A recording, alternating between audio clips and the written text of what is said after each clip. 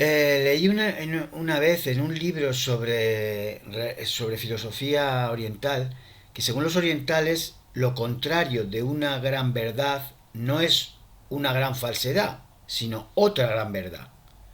El ejemplo que se me ocurría era, tú puedes decir, todas las caras son iguales, y es cierto porque todas están formadas por ojos, nariz, boca, pero lo contrario de esta afirmación de todas las caras son verdad, todas las caras son iguales, sería todas las caras son distintas, lo cual también es cierto, porque estando formadas por ojos, nariz y boca, pues cada uno tiene sus particularidades.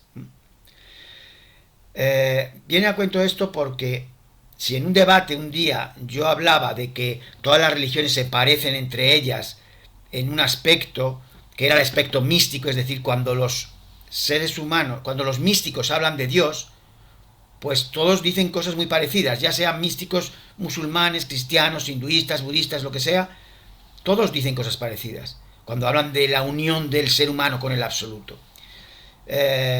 Y en eso, digamos, las religiones se parecen. Pero hoy quería hablar de una diferencia entre dos religiones que son la musulmana y la cristiana. ¿eh? La religión cristiana, desde sus orígenes, ha defendido la separación entre el poder político y el poder religioso.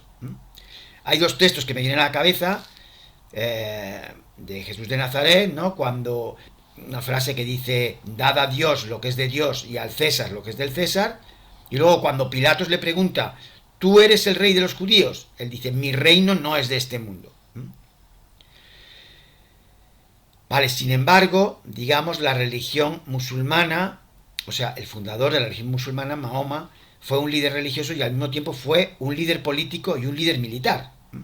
De modo que en el propio origen de los dos fundadores ya está esta distinción entre el modo como consideran la unión entre poder político y poder religioso. Bien, y todo esto venía a cuento de lo siguiente.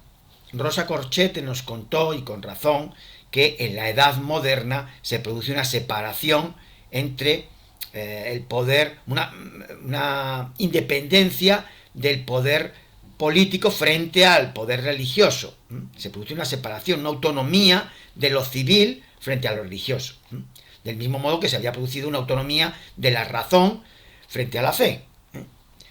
Y siendo esto verdad, simplemente lo que quería poner de manifiesto es que el hecho de que en la Edad Media, se considerara que los reyes deben someterse al Papa, es decir, los reyes cristianos debían obedecer al Papa, es decir, había una sumisión del poder político al poder religioso. El hecho de que en la Edad Media sucediera esto no tiene que ver propiamente con la religión cristiana,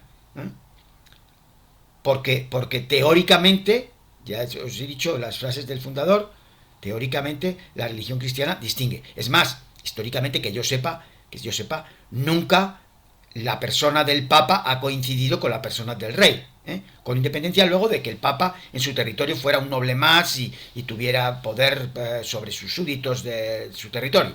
Pero digamos, que yo sepa, nunca ha existido esa fusión entre el Papa y el rey.